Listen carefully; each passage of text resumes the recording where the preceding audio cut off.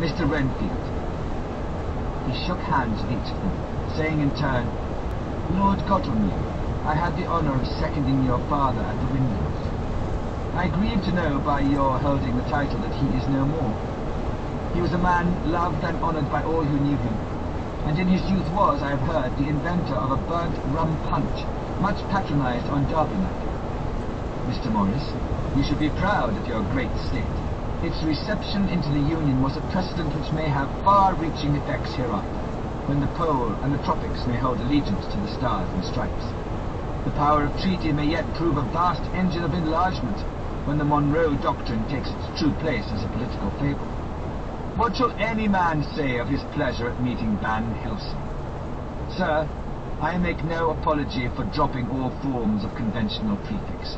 When an individual has revolutionized therapeutics by his discovery of the continuous evolution of brain matter, conventional forms are unfitting, since they would seem to limit him to one of a class. You, gentlemen, who by nationality, by heredity, or by the possession of natural gifts are fitted to hold your respective places in the moving world, I take to witness that I am as sane as at least the majority of men who are in full possession of their liberties.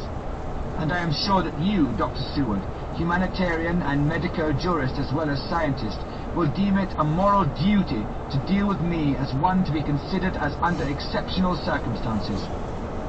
He made this last appeal with a courtly air of conviction which was not without its own charm.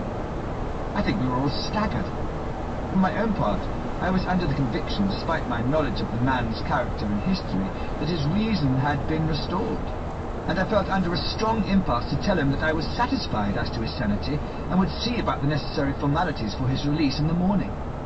I had thought it better to wait, however, before making so grave a statement, for of old I knew the sudden changes to which this particular patient was liable. So I contented myself with making a general statement that he appeared to be improving very rapidly, that I would have a longer chat with him in the morning, and would then see what I could do in the direction of meeting his wishes. This did not at all satisfy him, for he said quickly, But I fear, Dr. Seward, that you hardly apprehend my wish. I desire to go at once, here, now, this very hour, this very moment, if I may. Time presses, and in our implied agreement with the old scythe man, it is of the essence of the contract.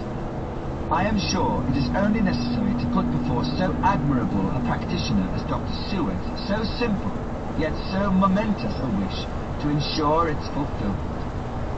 He looked at me keenly, and seeing the negative in my face, turned to the others and scrutinized them closely, not meeting any sufficient response.